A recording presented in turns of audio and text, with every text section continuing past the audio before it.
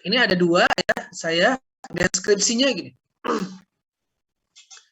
Mata kuliah ini adalah mata kuliah pemahaman dasar menyeluruh dan komprehensif tentang kedudukan ilmu filsafat dalam pemikiran hukum, prinsip-prinsip filsafat hukum, pentingnya belajar filsafat hukum dalam kaitannya dengan mencari hakikat daripada hukum. Jadi kata kuncinya adalah hakikat daripada hukum. Hakikat daripada hukum itu adalah soal keadilan yang harus diberikan kepada setiap manusia. Nah, masalahnya adalah kadang-kadang apa yang ada dalam peraturan perundang-undangan belum tentu bisa mendatangkan keadilan. Kita ingat kalau berdasarkan konsep keadilan Aristoteles itu ada keadilan distributif dan keadilan kumulatif, gitu ya. Adil itu nggak harus sama nilainya. Kadang-kadang berbeda itu juga bisa dikatakan adil. Ya, jadi adil itu bukan hanya harus sama bagiannya. Berbeda itu juga bisa adil berdasarkan kebutuhan yang harus diberikan oleh seseorang kepada orang yang membutuhkan. Contohkan begini misalnya. Ya, orang bilang bahwa hakikat hukum itu adalah dalam putusan hakim di Pengadilan Agama Surakarta atau di Solo, pernah ada kejadian bahwa ada kasus pembagian ahli waris di Pengadilan Agama Surakarta, itu ternyata hakim Pengadilan Agama tetap memberikan bagian ahli waris kepada non-muslim. Jadi dalam putusannya tetap memberikan bagian warisan kepada keluarganya yang non-muslim. Keluarga dari ahli waris itu, anaknya yang murtad, itu kemudian tetap diberikan warisan. Padahal dalam fikih klasik dan pasal KHI ada ketentuan bahwa ahli waris yang non-muslim tidak berhak mendapatkan bagian warisan. Pada saat kita cross-check dalam pertimbangan hakim itu, ternyata pertimbangannya luar biasa. Salah satu pertimbangannya adalah karena menurut hakim itu melihat ya, anak yang non-muslim itu selalu menolong orang tuanya yang muslim tadi, yang meninggal itu, selama sakit dia yang mengurusi dibandingkan anak yang lain yang beragama Islam. Melihat dari pertimbangan hakim ini, kita melihat bahwa sebenarnya kalau hakim itu menerapkan pasal di KHI, ya yang non-muslim itu tidak mendapat bagian. Kalau dia mengikuti pasal di KHI. Tetapi ternyata hakim tetap memberikan itu. Pertanyaannya menyalahi aturan atau tidak?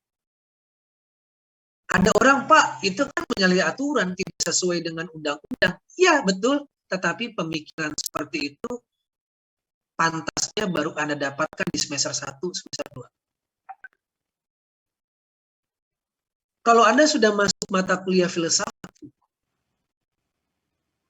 perilaku hakim yang menyimpang tadi, yang keluar dari pasal KHI itu, tidak bisa disalahkan. Karena apa? Karena hakikat daripada hukum itu adalah keadilan. Dari 3 orang anaknya, 2 anaknya yang Islam itu pada waktu orang tuanya sakit tidak pernah memelihara orang tuanya, tidak pernah merawat orang tuanya sampai meninggal, acuh tak acuh gitu. Masa bodoh. Tapi anak yang Kristen tadi, walaupun dia berbeda agama, selama orang tua yang meninggal itu sakit, dia tetap merawat sampai orang tua itu meninggal, dia tetap memelihara atau ya membersihkan sampai merawatnya sampai ke liang kubur. Hakim melihat dari kontribusi anak yang non-muslim itu mendapatkan bagian itu. Karena itu saudara semua, ketika hakim memutus itu, kita dapat pastikan bahwa hakimnya telah mampu menggunakan aliran filsafat hukum. Hukum itu kan harusnya mendatangkan keadilan. Kadang-kadang keadilan itu dipotong, ditutupi gara-gara pasal yang tidak sesuai dengan kebutuhan real di masyarakat.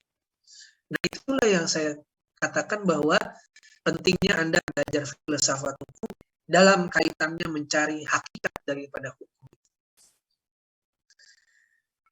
Mata kuliah ini juga menjelaskan tentang fungsi dan tujuan dari filsafat hukum, aliran-aliran filsafat hukum, dan bagaimana filsafat hukum dapat menjawab perkembangan-perkembangan masalah hukum dan penegakan hukum.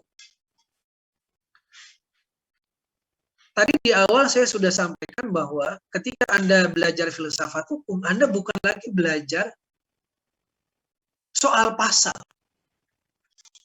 soal norma, tetapi behind the norm. Jadi Anda kalau sudah belajar filsafat hukum itu behind the norm. Kita akan melihat apakah pasal itu adil atau tidak, etis atau tidak, pantas nggak ketika pasal itu diterapkan kepada sebuah kasus ini. Ya, jadi bukan hanya soal pasal per pasal kayak mekanik gitu ya, ada masalah ini pasalnya ini, enggak lagi begitu. Tetapi Anda bisa melihat secara keseluruhan apakah pasal ini dapat dipergunakan dengan semestinya. Sebagai contoh sekarang ya, pertimbangan hakim ini sebenarnya ke ranah pidana, tetapi agar contohnya bisa dimengerti ya, kan ini tujuannya adalah menjawab perkembangan masalah hukum dan penegakan hukum.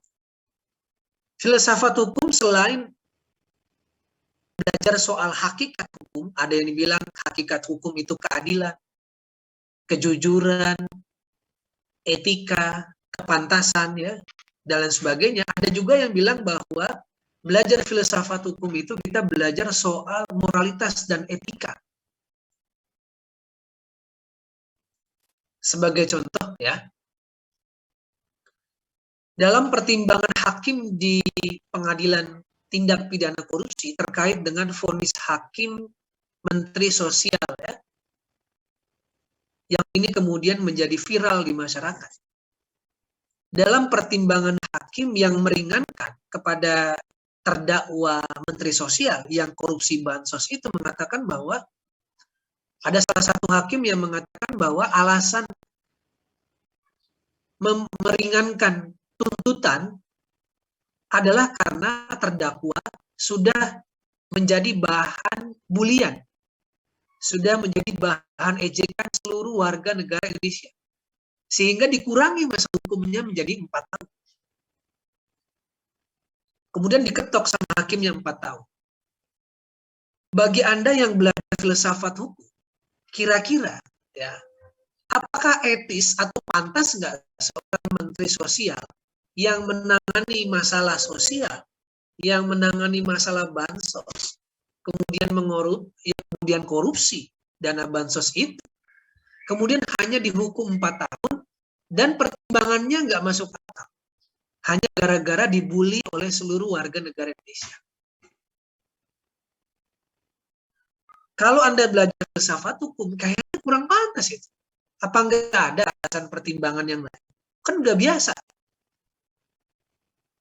Sedangkan di sisi yang lain, ada kepala desa yang korupsi dana bansosnya 200 juta, dihukum 12 tahun. Kemudian kita bertanya, katanya Indonesia negara hukum.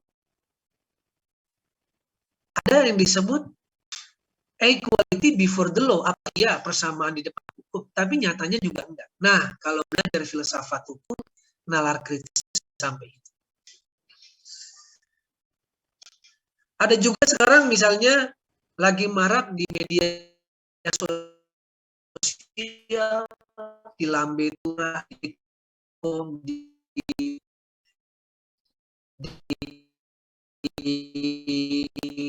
yang ya. Ada seorang ada isu satu orang yang juara olimpiade gitu. Juara olimpiade.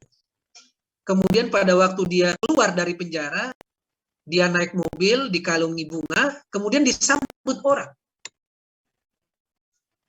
Pertanyaannya, pantas nggak sih seorang narapidana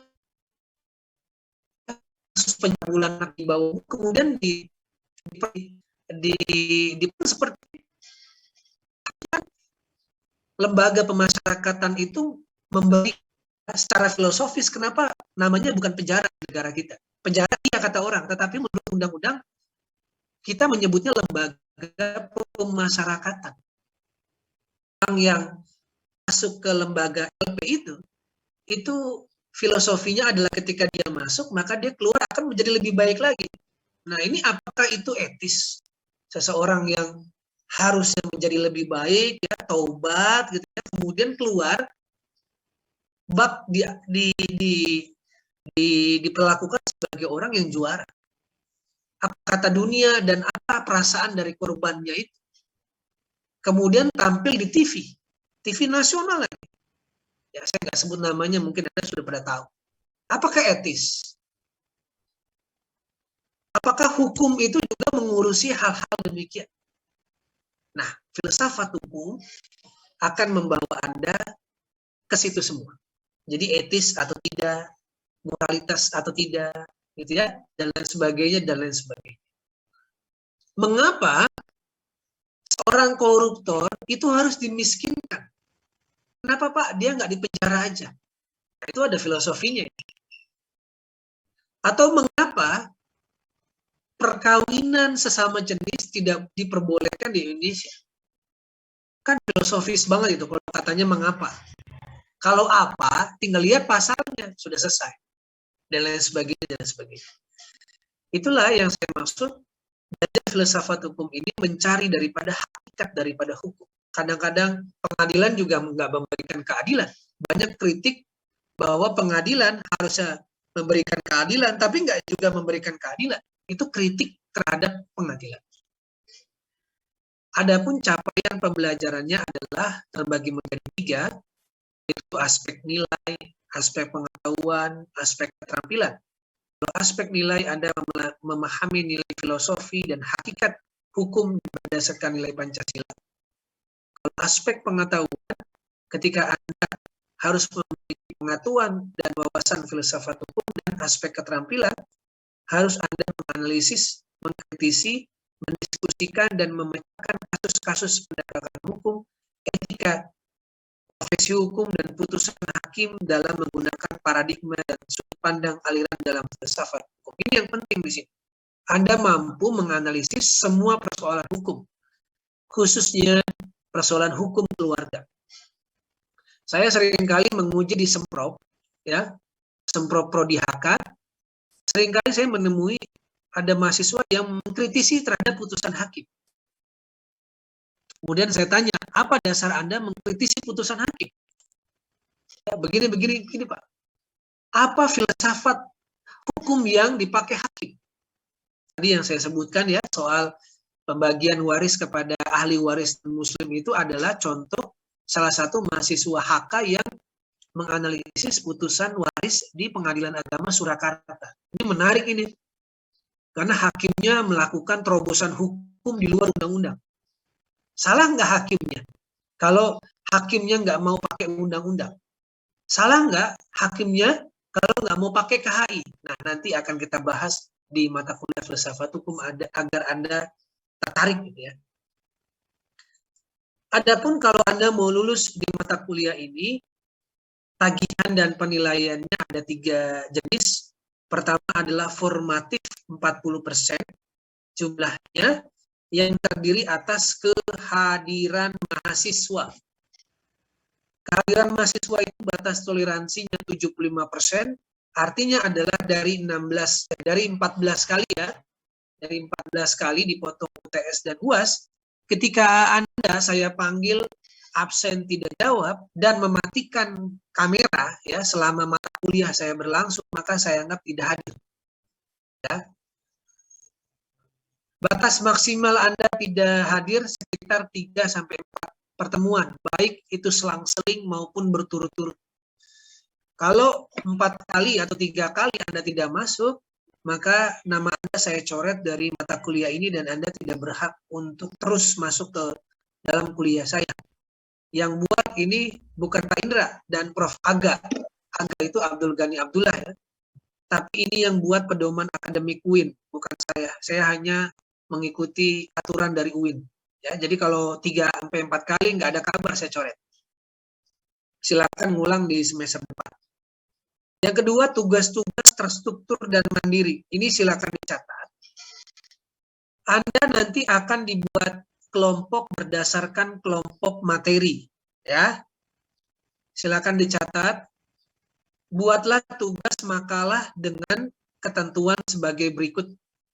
Jenis fontnya Time News Roman.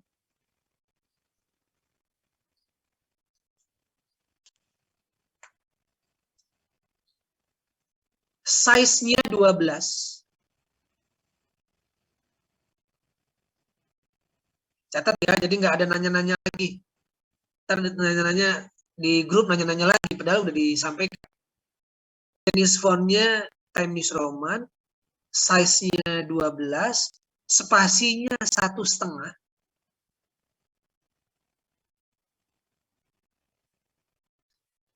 Spasinya 1,5, margin atas, bawah, kanan, kiri, semuanya 3 cm.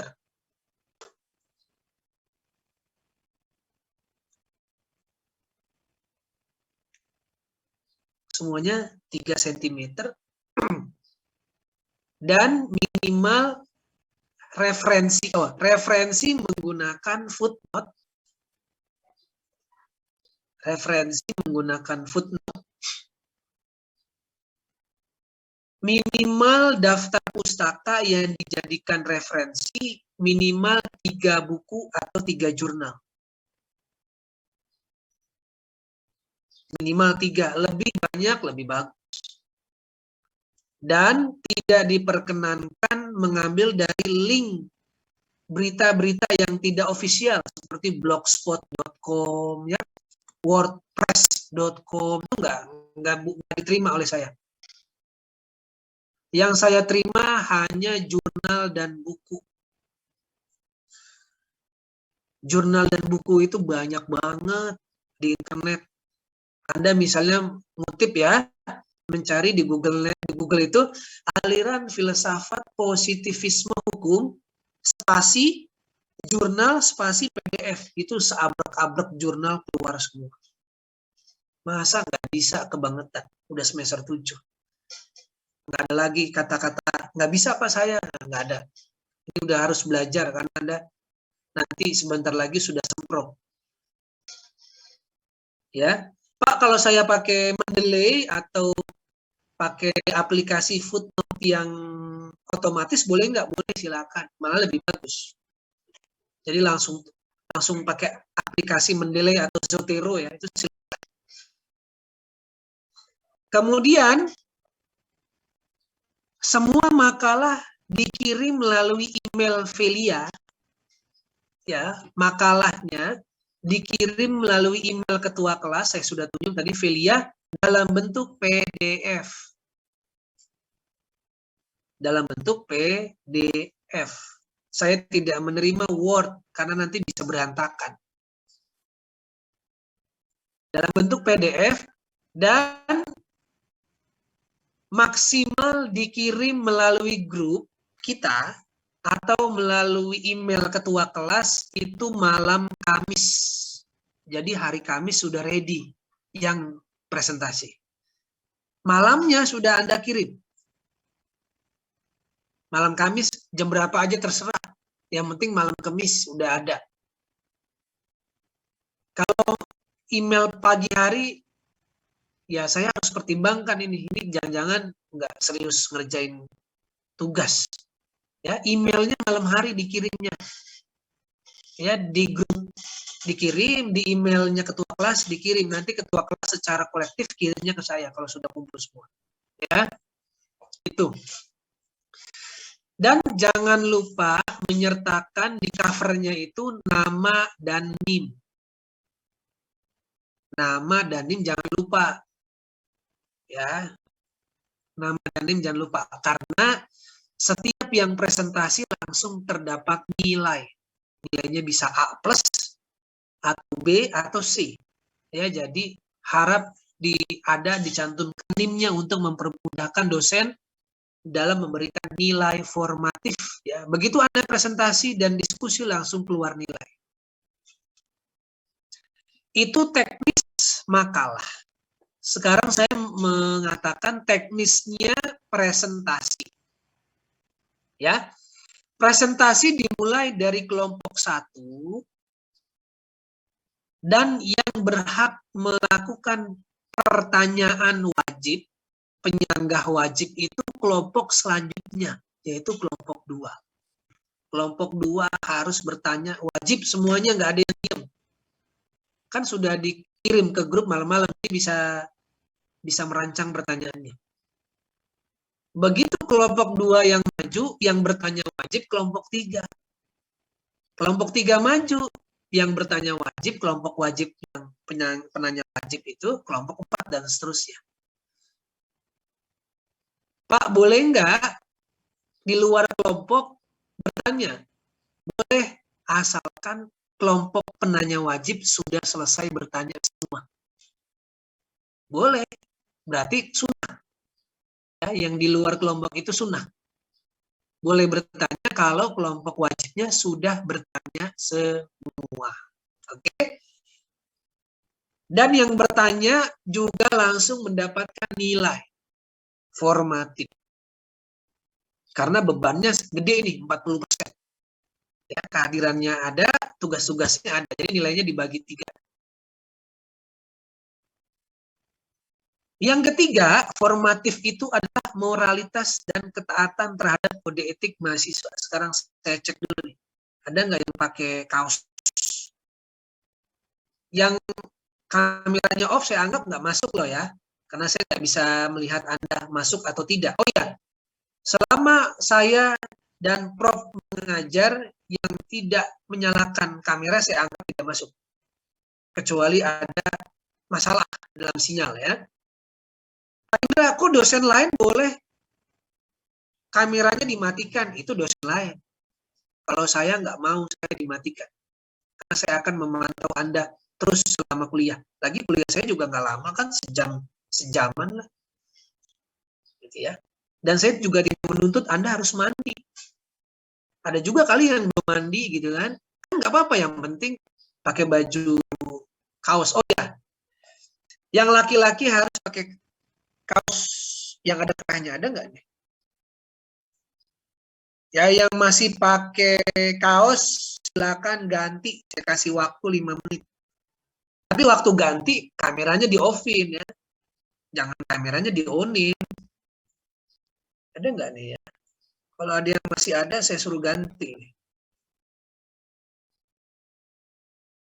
Oke, yang perempuan sudah rapi semua, ya. Ini masih ada yang tidak menyalakan kamera, berarti jangan salahkan saya kalau Anda nggak kena absen ya. Ini kode etik kita selama kuliah. Kecuali Anda bilang ke saya, Pak, karena saya kena jaringan atau kamera saya rusak. Nah, itu ada rukhsah di situ. Ya, mohon maaf, saya nggak perkenankan Anda off cam. Saya on cam kok, Anda off cam. Kan nggak adil jadinya. Kecuali kalau saya off cam, Anda juga off cam, nggak apa-apa, kita sama-sama off cam. Semua sama, di kelas ilmu hukum juga sama, nggak ada yang saya beda-bedain. Ya, biar Anda disiplin. Saya mengajar, ternyata begitu saya selesai, ketahuan tidur. Udah gitu kameranya nggak dimatiin lagi, ketahuan tidur. Jadi yang tidak menyalakan kamera saya anggap nggak masuk. Ya, ini saya sekarang agak disiplin. Ya, Anda udah semester 7. Ya, moralitas dan ketaatan terhadap kode etik mahasiswa ini menjadi bagian dari penilaian. Ya, kalau Anda pinter tapi moralitas dan kode etik yang nggak ada, mohon maaf, tidak akan bisa lulus. Ya, saya nggak peduli Anda dari organisasi mana, ya, Anda anak siapa, Anda kemudian pinter atau tidak, tapi kalau tidak ada moralitas dan ketaatan, saya anggap Anda nonsen, nggak ada ya. Saya nggak peduli dari manapun, organisasi manapun saya nggak peduli. Itu organisasi luar kampus. Kalau dalam mata kuliah saya semuanya sama, nggak ada yang saya beda-bedain. Ya, karena kita belajar filsafat hukum, mencari hakikat hukum kan keadilan. Ya, saya nggak ada yang beda-bedain. Kalau Anda tidak menjalankan kode etik yang berlaku di Fakultas Syariah, mohon maaf. Ya, yang masih gondrong harap dicukur. Ya, yang masih gondrong-gondrong harap dicukur. Kalau masih takut ke tukang cukur, beli alat cukur sendiri. Ya cukur sendiri. Saya ini cukur sendiri nih. Kalau udah agak gondrong saya cukur sendiri. Bisa kok. Gitu ya. Yang perempuan oke lah, pakai jilbab semua. Ya, yang penting pakai kemeja ya. Saya nggak tahu kan kalau Anda ada yang pakai di bawahnya pakai sarung gitu ya. Ada yang di bawahnya pakai celana pendek kan nggak tahu ya, nggak apa-apa itu terserah. Yang penting atasnya kelihatan rapih gitu ya. Ada yang belum mandi Pak, saya silakan. Saya nggak cium juga wanginya gitu ya. Yang penting rapih. Itu formatif 40%. UTS 30, UAS 30.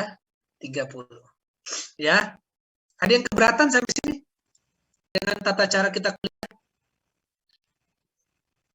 Saya tidak nambah-nambahin, saya hanya ikut aturan di kampus aja.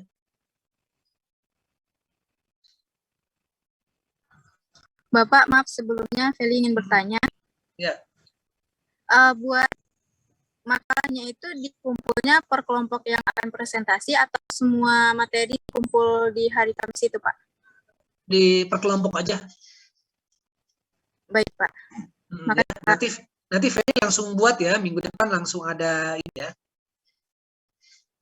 Iya, Pak. Ya, oke, lanjut. Kalau nggak ada lagi yang keberatan terhadap kode etik ya. Kalau keberatan berarti Anda keberatan sama UIN, bukan sama saya. Kalau saya mah tinggal nurut aja apa yang di pedoman akademik.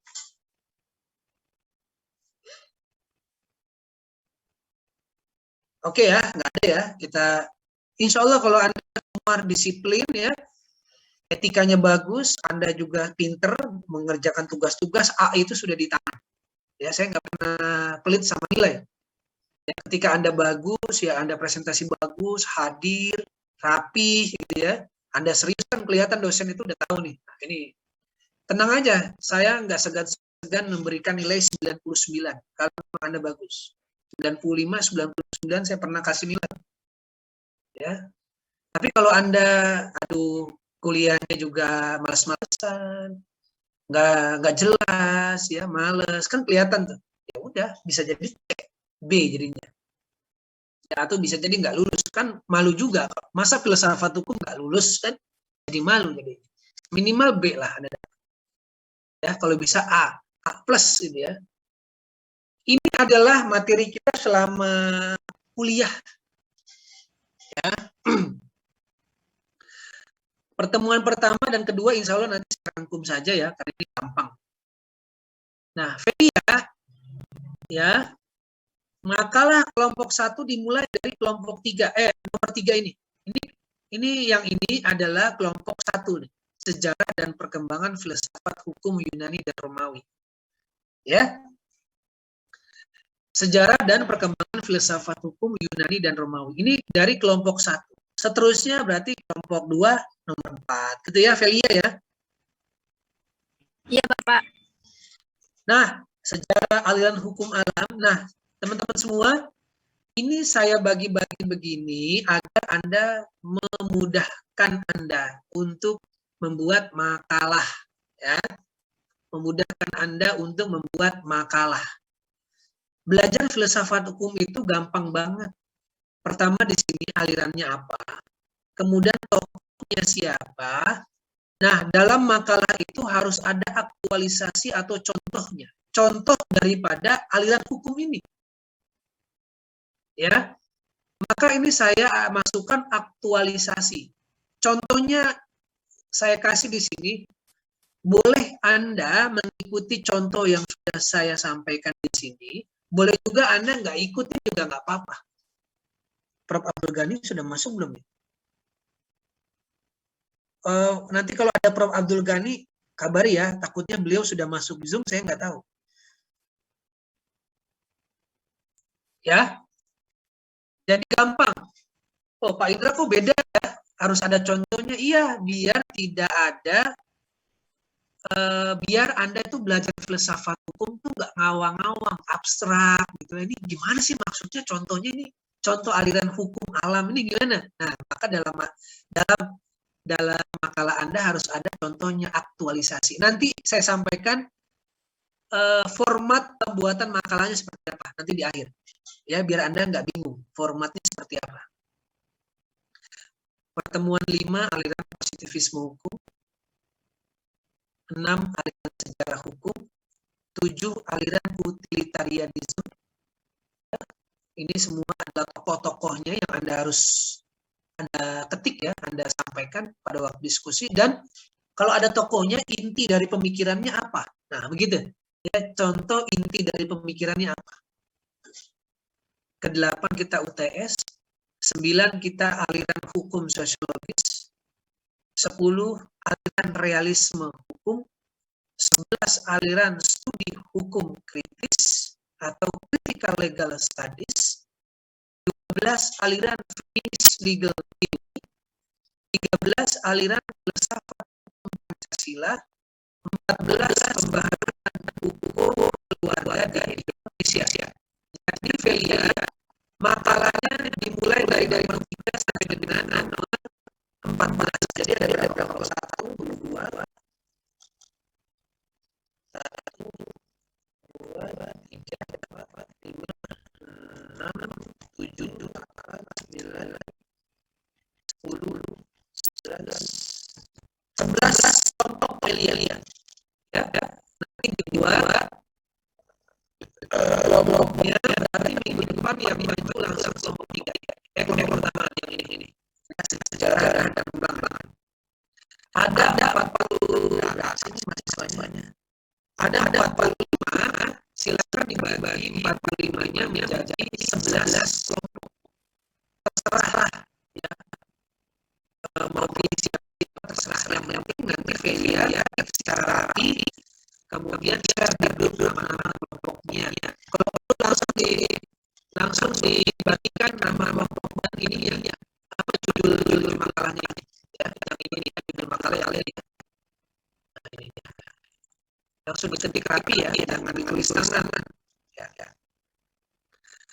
Kemudian pertemuan 15 pasti ada sedikit review, barangkali ada materi yang tinggal, 16 dasar UAS. Kemudian ini sumber hukumnya, nanti akan saya sampaikan juga. Beberapa aliran saya sudah tulis dalam Google Scholar saya. Nanti teman-teman tinggal contoh ya, tinggal mungkin apa yang saya tulis saya sampaikan. Ini buku-buku yang implementasi saya sudah ada. Jadi silakan kalau memang rumahnya di Jabodetabek, tangan kampus mau kampus silakan buka, tapi dengan tetap prokes ya, yang ketat. Jakarta 29 September 2021 saya mengampu. Oh, ini ada Profesor Abdul Ghaninya belum saya ini. Nanti saya tambahkan punya Profesor Ghani. Ini adalah matriks kita. Ini belum materinya udah mau jam 9 ya.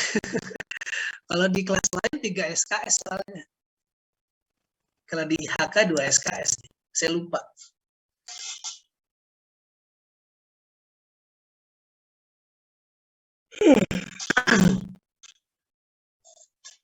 Ini kalau Anda mau tahu ya, kira-kira saya minggu pertama mau belajar apa sih? Per minggu ini sudah ada ya tujuannya. Jadi kalau sudah dikasih ini masih kebingungan belajar filsafat hukum dengan kami, masih apa sih besok materinya? Kemudian tujuannya apa yang harus dicapai gitu ya? Kebangetan. Nanti akan saya setelah ini akan saya gitu. Ini soal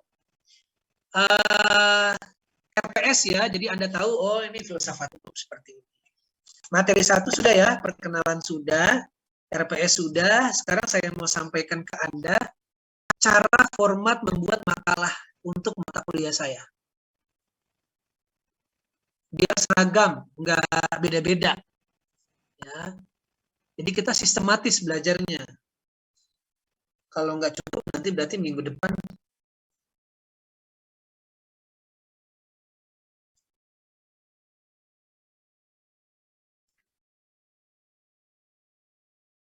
Silakan Anda lihat nih ya.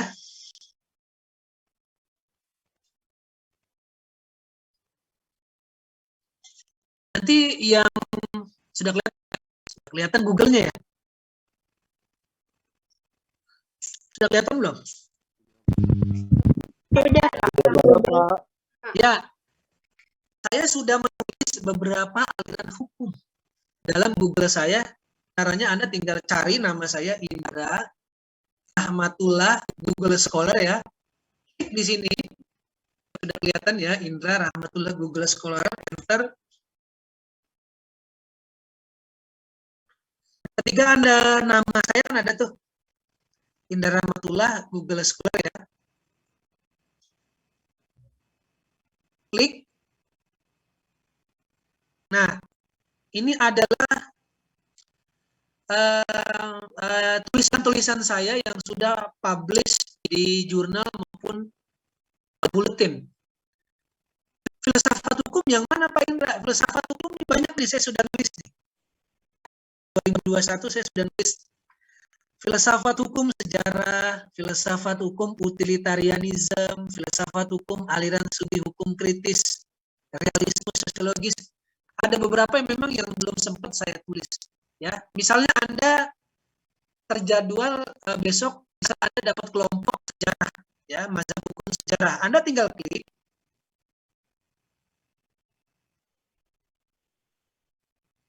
Buka. Kemudian Anda pilih from UIN JKT nih.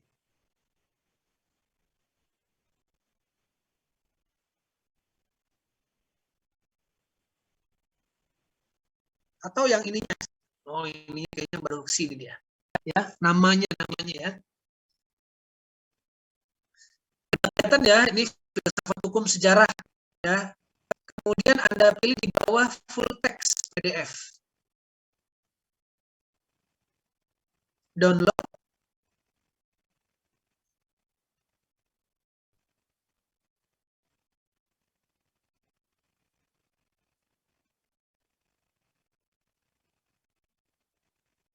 Buka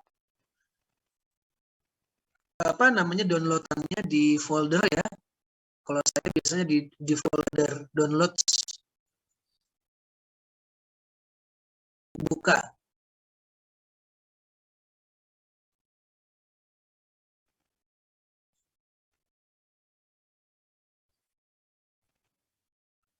Kelihatan nggak? Buletin adalah namanya. Lihat Pak. Kelihatan nggak? Buletin adalah. Kelihatan ya? Kelihatan. Ansarullah kelihatan ya, Ansarullah. Iya Pak, kelihatan. Ya. Nah, nanti Anda nulis seperti ini, tapi nggak usah pakai abstrak. Nggak usah. Ya, ini saya sudah nulis filsafat hukum sejarah, konsep dan aktualisasinya dalam hukum di Indonesia. Terbagi menjadi satu pendahuluan. Yang kedua, esensi pikiran filsafat hukum sejarah. Jadi nanti kalau Anda nulis makalah, ikutin saya aja. Ya, ini jadi kutipan nggak apa-apa. Pak Indra enak dong. Kelompok makalah yang sudah ada tulisan Pak Indra, ya nggak apa-apa. Berarti kelompok yang lain cari yang lain, karena saya belum sempat nulis ya. Saya belum sempat nulis itu aliran hukum alam dan positivisme. Saya belum sempat. Yang lain saya sudah tulis. Ya, kemudian esensi pemikirannya apa aja nih dia? Ya, ini kan ini si Safik nih. Ya, dia ini tokohnya, kemudian ini inti pemikirannya ada di sini. Ya, kemudian yang C, aktualisasi filsafat hukum sejarah. Artinya adalah contoh pemikiran Von Savigny itu gimana sih di Indonesia gitu. Nah, ini contoh-contohnya ada di sini.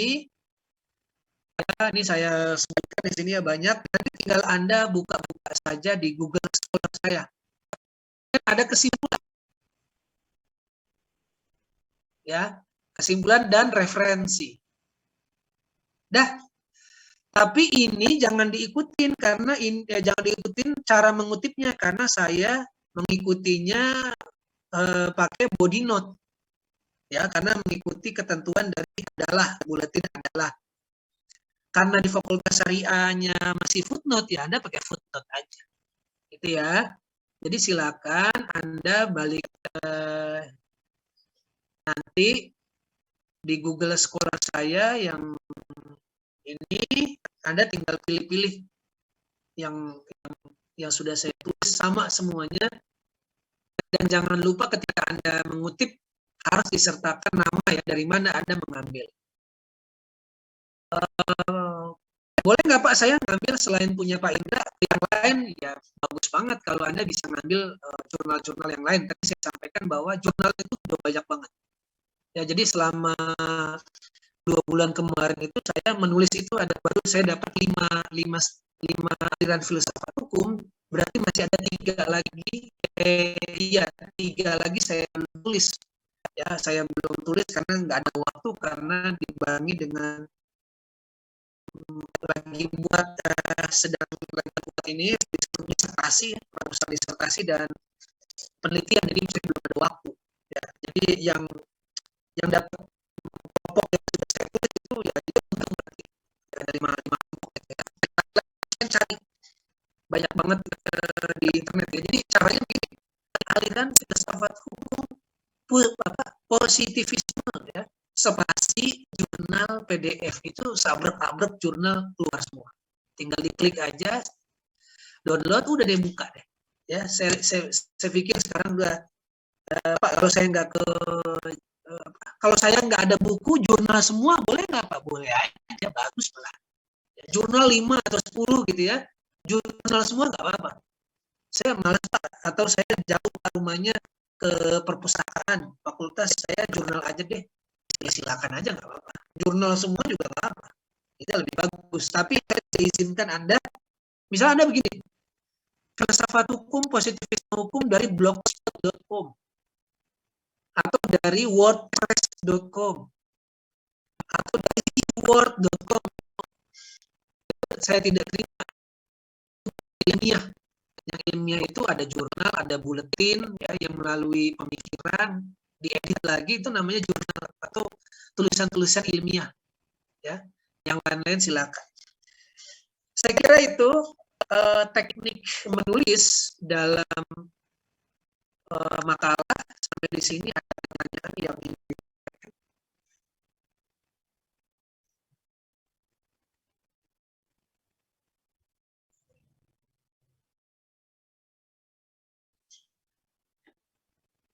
kalau nggak ada, saya akan sampaikan satu materi tentang pengantar arbitrase. Pengantar filsafat hukum, insya Allah akan kelar sekitar 15 menit. Ya, setelah itu kita selesai. Kalaupun ada pertanyaan, disampaikan di depan ya.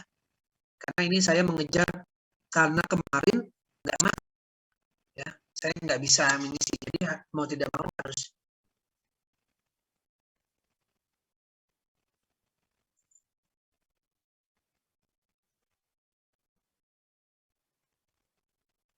Sudah kelihatan nggak? Sudah. Pak, kelihatan.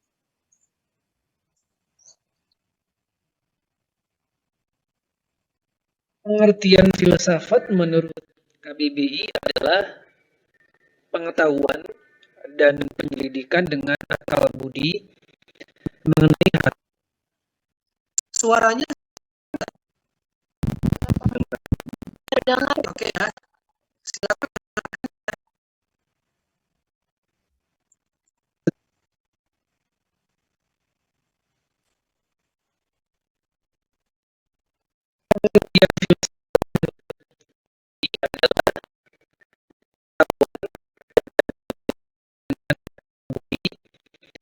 Mengenai hakikat segala yang ada asal ya, tetap sebuah pengetahuan akan tentang pendidikan dengan hakikat. Kemudian kita tulis dari mana objek ini ini ada, atau dari mana objek ini ada, dan bagaimana caranya agar objek ini ada. Itu berpikir secara filsafat. Kebenaran yang dicari dari berfilsafat adalah kebenaran akan hakikat hidup dan kehidupan. Jadi kalau kita lihat dari pengertian etimologi filosofia, filosofia itu cinta akan kebaikan.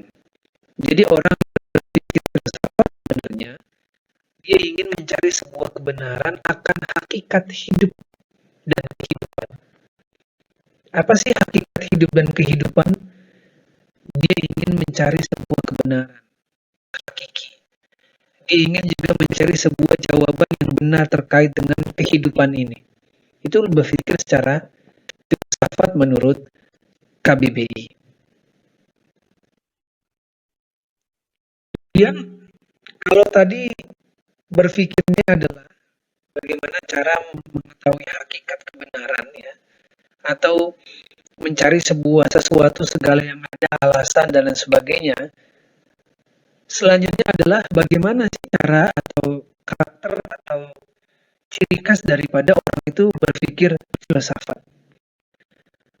Ada 4 karakteristik orang itu berpikir secara filsafat. Yang pertama menyeluruh, yang kedua mendasar, yang ketiga kritis, yang keempat yaitu spekulatif. Mari sama-sama kita pelajari 4 cara karakteristik daripada berpikir secara filsafat. Menyeluruh, berpikir filsafat tidaklah sempit, tetapi selalu melihat persoalan dari sudut yang ada. Jadi kalau orang itu berpikir filsafat, maka dia bisa mengakomodir dari setiap sudut yang ada di mana objek itu yang kita selidiki. Berpikir filsafat harus balance, tidak boleh condong ke kiri maupun condong ke kanan. Dia harus berada pada posisi yang netral. Dia harus berada pada posisi yang objektif karena dia dituntut untuk melihat segala persoalan dari sudut yang ada. Karena filosofi cinta akan kebaikan itu ya tidak hanya berat sebelah, dia juga harus bisa memberikan solusi. Dia juga berpikir filsafat juga harus berpikir objektif terhadap persoalan yang ada. Katakan salah kalau itu salah, katakan benar kalau itu benar. Jadi berpikir secara menyeluruh, tidak parsial. Melihat persoalan juga sama, menyeluruh dia. Kemudian yang kedua, mendasar, berpikir mendasar, yaitu menganalisa tiap sudut persoalan perlu dianalisa secara mendalam. Jadi tidak asumsi. Dia melihat dari fakta yang ada.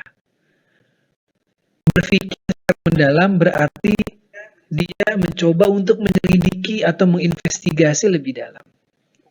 Bukan katanya-katanya. Bukan dengar-dengar gitu. Tetapi dia mencoba untuk dianalisis atau bagaimana memberikan pemikiran yang sangat dalam. Yang ketiga, cara karakteristik berpikir filsafat adalah kritis. Banyak orang mengatakan bahwa berpikir kritis ini adalah contoh utama daripada orang berfilsafat. Nah, kritis itu tidak identik dengan fitnah. Nah, kadang-kadang kita terbalik. Orang kritik dikira makar. Orang kritis berpikir kritis dikira tidak taat kepada negara. Padahal ciri daripada berfilsafat itu kritis, yaitu mencegah pembatuan klaim kebenaran. Artinya adalah tidak ada kebenaran yang absolut di dunia itu, tidak ada. Absolut itu hanya Tuhan punya kebenaran itu. Atau dia mencegah pembatuan klaim dominasi. Kalau ada dominasi, maka tentu kita berpikir apa yang menyebabkan segala sesuatu itu didominasi oleh subjek tertentu. Itu kan menjadi pertanyaan. Dan hegemoni kebenaran tertentu. Tadi sudah saya sampaikan bahwa kalau di dunia itu kebenarannya semua adalah relatif karena dibuat oleh manusia. Tidak ada kebenaran yang absolut. Kebenaran absolut hanya milik Tuhan. Ya. Nah, sifat kritis ini mengingatkan kita akan ketidaksempurnaan kemanusiaan kita.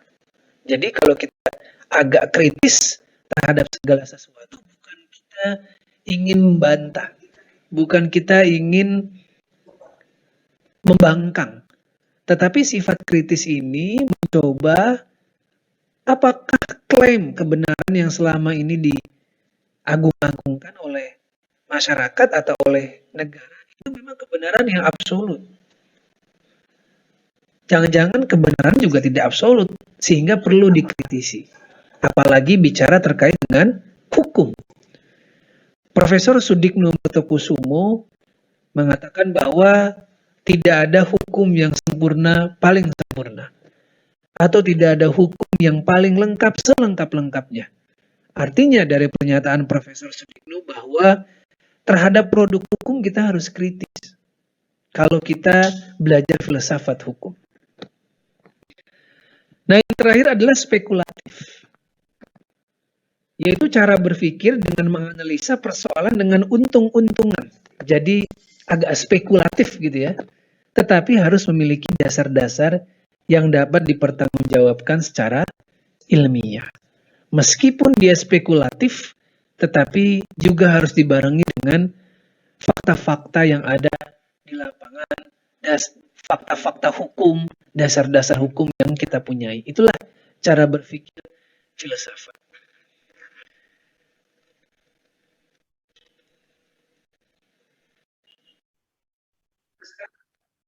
Nah, sekarang tadi filsafat secara umum. Sekarang filsafat hukum.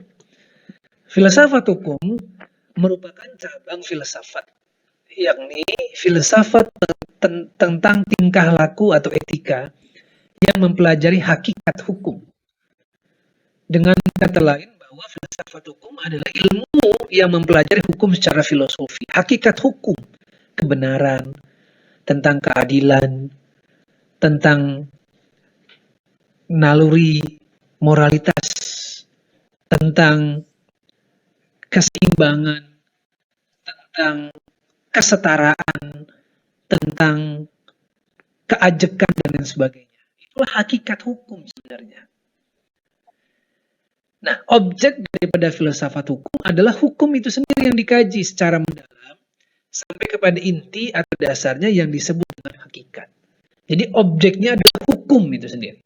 Bisa hukum dalam artian produk hukum, bisa hukum itu dalam artian proses hukumnya, bisa juga diartikan sebagai penegak hukumnya, atau negara sekalipun itu bisa menjadi objek daripada filsafat hukum. Sehingga kelebihan filsafat hukum, maka cara berpikirnya adalah filsafat, yaitu tingkah laku atau etika yang mempelajari tentang hakikat daripada hukum itu sendiri. Kemudian ruang lingkup filsafat hukum. Ruang lingkup filsafat hukum adalah biasanya dia mencermati persoalan-persoalan hukum yang terkait dengan tujuan hukum. Bicara tentang keadilan, bicara juga tentang ketertiban, bicara juga terkait dengan kesetaraan antar warga negara. Kemudian juga menyangkut tentang hubungan hukum dan kekuasaan. Hubungan hukum dengan nilai sosial budaya.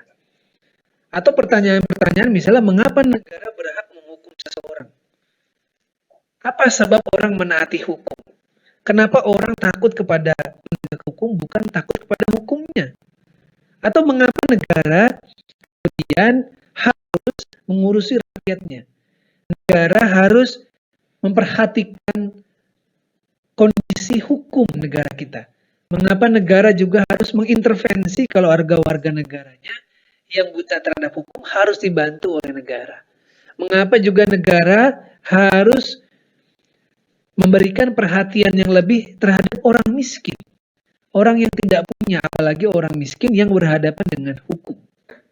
Nah, isu-isu tersebut adalah ruang lingkup daripada filsafat hukum yang bisa kita kaji secara mendalam. Kalau manfaat mempelajari filsafat hukum adalah memperluas cakrawala pandangan sehingga dapat memahami dan mengkaji dengan kritis atas hukum dengan penafsirannya yang berlaku secara kontekstual. Mengarahkan kita sebenarnya kalau belajar filsafat hukum itu agar lebih kritis terhadap fenomena yang ada. Contoh misalnya, apakah pilkada serentak itu merupakan pilihan yang terbaik untuk diteruskan, padahal orang yang terinfeksi COVID itu semakin banyak. Bahkan ada yang mengkritik bahwa lebih baik ditunda saja karena banyaknya klaster. Ada timbul klaster baru kalau orang kampanye menghadirkan orang banyak, kemudian tetap dijalankan proses pilkada itu. Kalau kita kritis atau kita melihat persoalan yang lebih besar lagi, saya kira kalau orang berfilsafat akan berpikiran lebih baik. Karena apa? Akan mengganggu terhadap proses demokratisasi di mana ada orang yang enggan untuk karena dia takut akan penularan virus ini yang masif, sehingga dia tidak mau memberikan suaranya. Negara harusnya mengambil sikap misalnya untuk menghentikan. Begitu. Jadi bagaimana cara kita menganalisis ya secara komprehensif, secara kritis, secara mendalam. Itulah yang disebut sebagai manfaat dari filsafat hukum. Atau kita juga bisa mengkritik misalnya apakah sertifikasi dai itu wajib. Sekarang Kementerian Agama itu mewajibkan dai sebagai alat untuk kontrol kepada dai-dai kita. Padahal MUI sudah melakukan sertifikasi dai. Dimulai dari 2 tahun yang lalu saya dapat informasi. Apakah negara juga harus ikut latah untuk memberikan sertifikasi itu? Dan lain sebagainya, dan lain sebagainya. Ini 2 contoh yang saya pikir adalah cara atau karakter berpikir filsafat hukum.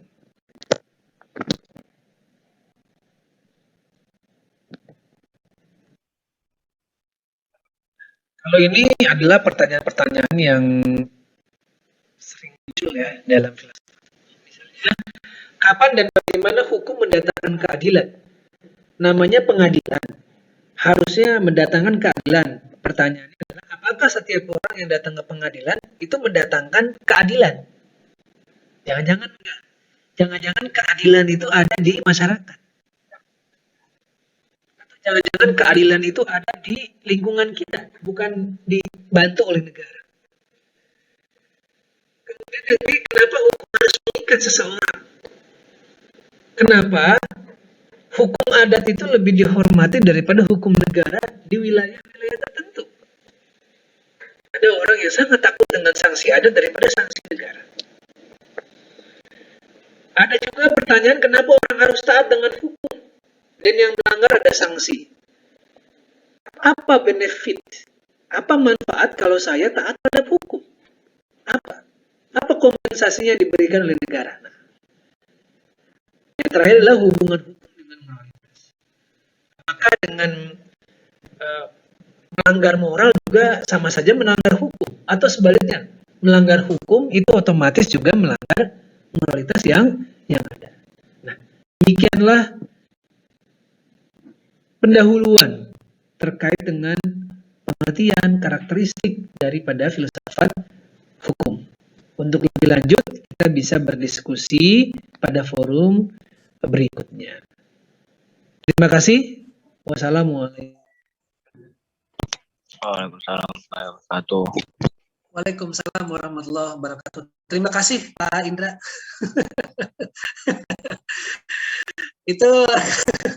itu materi saya yang pertama ya. Jadi saya sambil ngopi. Ini kuliah enaknya online tuh begini, sambil ngopi ya.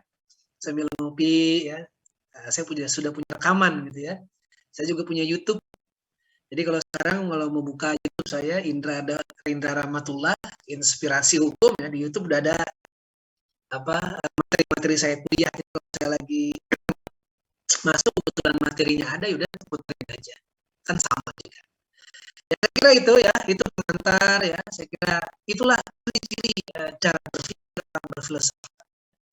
Sehingga ini lebih lebih sudah mulai terbuka. Oh, ternyata filsafat hukum itu begini. Ya, lebih pokoknya pertanyaannya lebih filosofis ya daripada Anda ambil di materi-materi yang lain. Kita juga tadi saya katakan kita tidak lagi bicara terkait dengan konsep teori enggak. Filsafat hukum itu justru mempertanyakan konsep yang sudah ada. Ya, misalnya, apakah negara kita ini negara hukum? Benar nggak negara hukum? Nah, begitu. Jadi pertanyaannya agak sedikit nakal jadinya. Negara kita ini katanya negara kesejahteraan.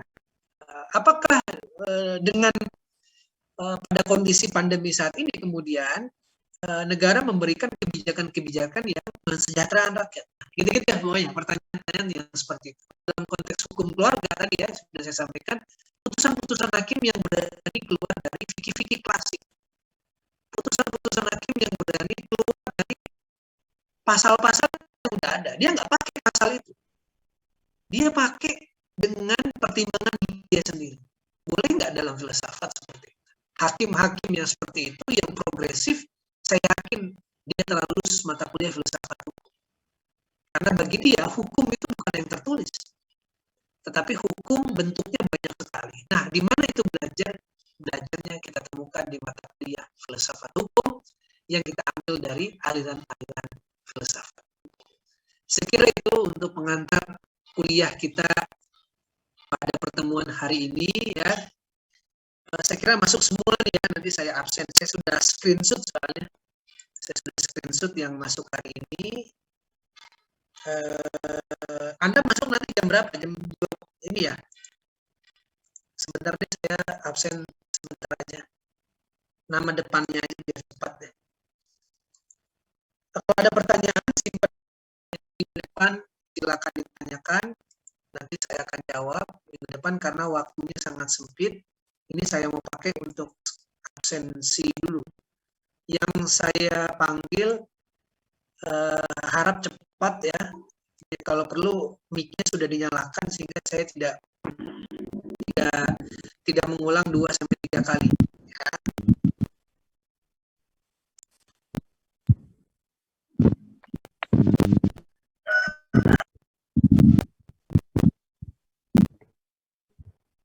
Harun Ar-Rasyid. Harun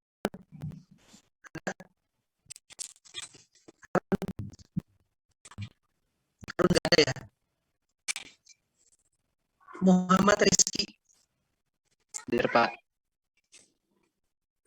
Wafran.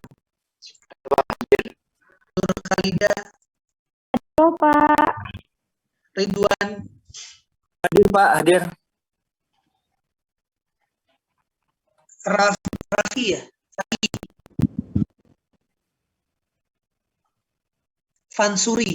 Raffi Fansuri. Raffi Fansuri. Nggak ada. Salman. Muhammad Ansarullah ada tadi. Hadir, Pak. Ya. Nabila. Hadir, Pak. Hadir. Sahrul. Hadir, Pak. Hadir. Ardi. Hadir, Pak. Fadila. B. Sodik. Hadir, Pak. Ahyar. Hadir, Pak. Felia. Nia. Hadir, Pak. Hadir. Taufik. Hadir, Pak. Rashid Ridho. Muhammad Rashid. Hadir, Pak. Alif. Alif. Alif nggak ada. Alif Baksa. Alif nggak ada ya. Usama. Hadir Pak. Untung tidak Usama bin Laden ya. Azanul. Hadir Pak. Ahad. Hadir Pak. Kamu pasti hari Minggu ya. Iya Pak. Muhammad Rafli. Hadir Pak. Muhammad Khairul Sidki. Hadir Pak. Ya, Rafli, oke. Khairul Sidki, oke. Misbah, Hadir Pak. oke. Hadir Pak. Ya udah. Ilham, Hadir Pak. Fauzan, Hadir Pak.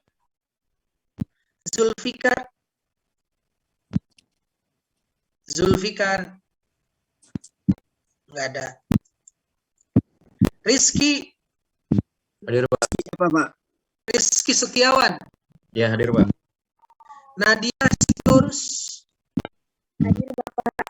Jarang-jarang ini ada marga Sitorus ini di Fakultas Syariah ini.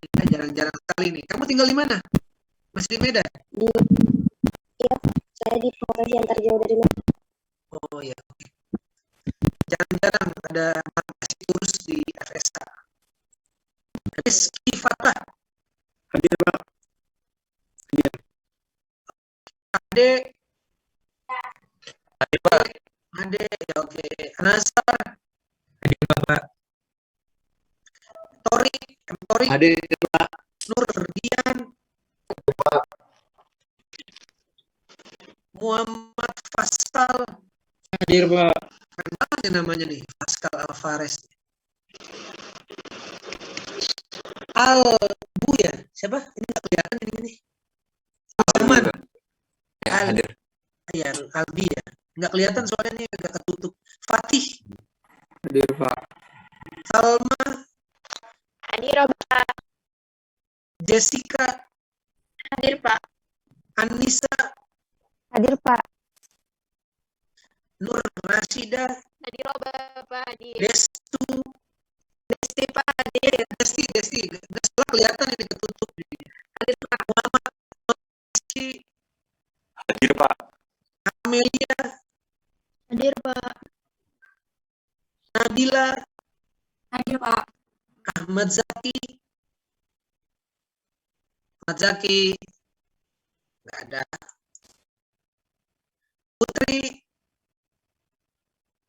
Putri. Nggak ada. Alwi. Hadir Pak. Yang belum ada yang belum.